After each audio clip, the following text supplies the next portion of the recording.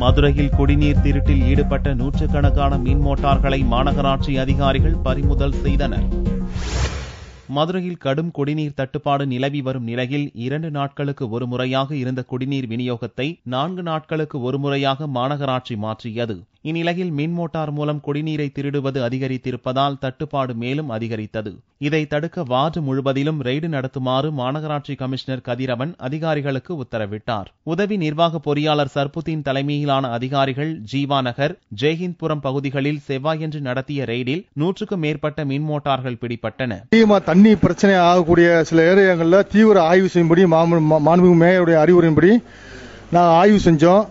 ஆய்வு செஞ்சதில் நேற்று மட்டும் 8:30 மணிலேருந்து கிட்டத்தட்ட ஒரு 12 மணிக்குள்ள பார்த்தீங்கன்னா 2 வார்டுகளில் மட்டும் வார்டு 90, 92, அதாவது சுப்பிரமணியபுரம், ஜெயந்திபுரம் ஏரியா, ஜீவாநகர் ஏரியா பகுதியில் மட்டும் 4 மணி நேரத்தில் கிட்டத்தட்ட 43 மோட்டர்கள் பிடிக்கப்பட்டது.